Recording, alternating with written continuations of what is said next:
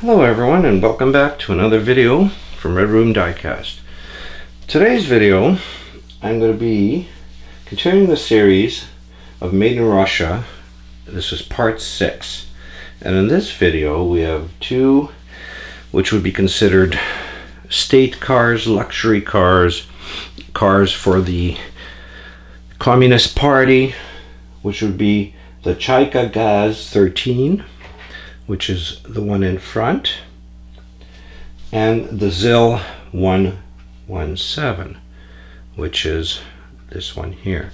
Now both are in black, so excuse me, bear with me,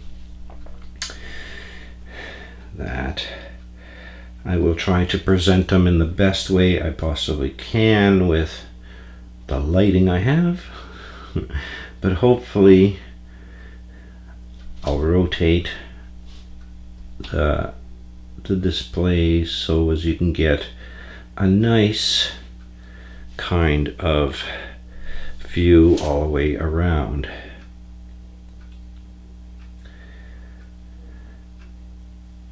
What I'll do is I'll separate the cars and we could take a look at them individually.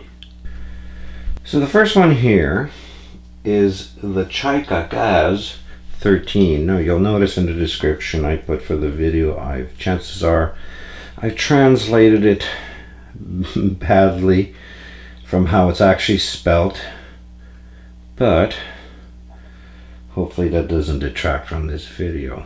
Now as you can see, it's kind of mirrored on the 50s type car with the big wings and the light overhangs in the front.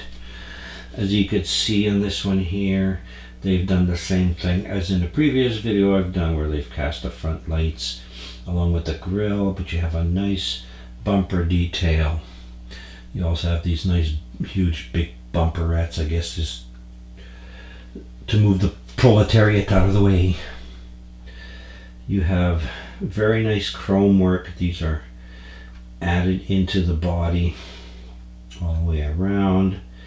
Quite nice, not really too overly dulled. You don't have any side windows except for the back part. The rims are quite nicely done.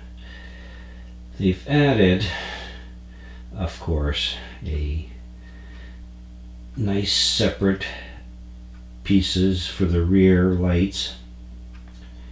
And of course it's like you could see on both sides is the same, but unlike some of the other ones, for some odd reason they didn't add an opening to hood, but they did add an opening trunk,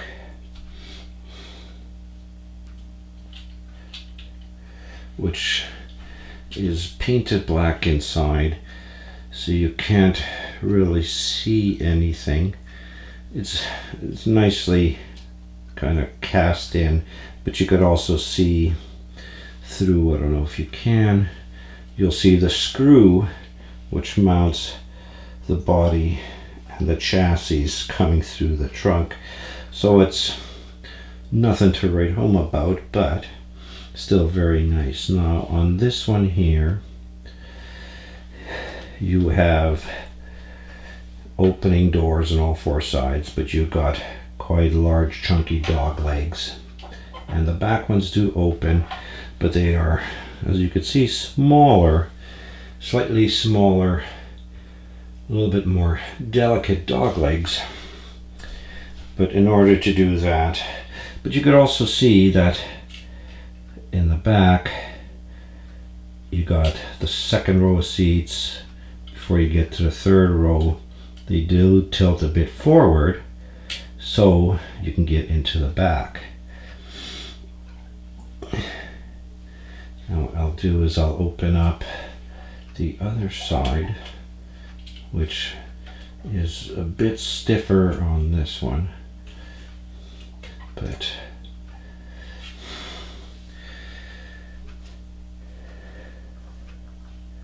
so you could see the same thing happens.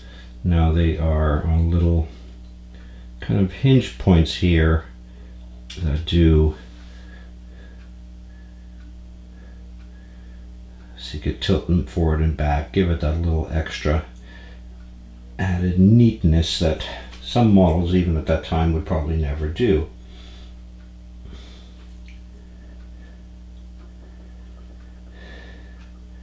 But it is quite an attractive little model. Now you close up the doors. If you look underneath, it is nothing too spectacular. You have just cast detailing in, as in the exhaust, drive shaft, transmission, rear axle. So it's plain bottom, but quite a very nice model. Well, that's it for the Chaika. And next one I'll bring you is one of my favorites, is the Zil-117. And now we're back with the Zil-117. It's a very nice, very beautiful car. As you can see, it has got separate marker lights for the front. Rear taillights are separate. Very nice chrome bumpers. And this one here, you might not be able to tell, or I guess you can really, because it has the posts, but even the applied lights are separate, along with a really nice grille, a nice little hood emblem. So it shows, but this one here, if you could see it, it's given you, unlike some of the previous cars that I've shown, the wipers and the rear is molded into the glass. See, it's got a very nice stance. The tires and rims are rubber tires. Nice wheel hubcaps. Nice chroming around the bottom. Glass all the way around. And it has a nice little feature where it has a kind of a bit of a sprung suspension. The underside is, it has a steel base, but the plastic is applied underneath for the suspension components, showing you the axle, the shaft, and the suspension and the gas tank.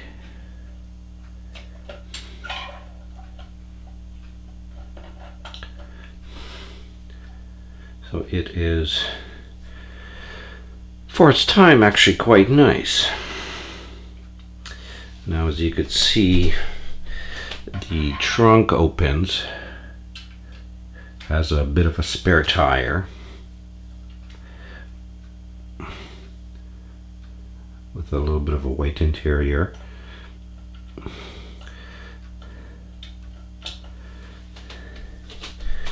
So that's a nice little feature, and I'll show you the rest. It has, other than the trunk, quite a lot of nice opening features. As you can see, all four doors open up. The back ones, the dog legs aren't as large as they were on the Chaika, but the front ones are quite chunky, but still, the way they are done, they go underneath quite well, as long as the back. Now the hood opens forward, as you can see. It's very nicely held, the way it opens up with these metal parts, and it has quite a nice detailed engine.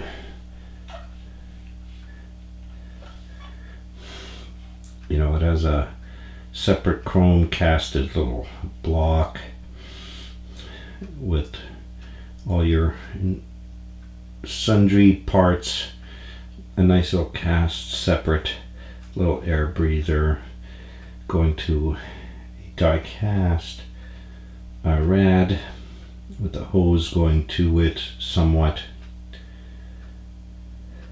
So it is very nicely done. Now, as you could see on these ones,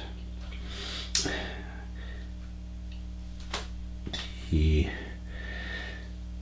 glass that they use is quite thick on both doors. Now you could pretend and say, well, the glass has to be that thick because it's an armored bulletproof vehicle, but I think it's just their way of cutting a bit of cost, making it a bit thicker, and this way they can make it look. But even so, as you could see, the car itself is very nicely done.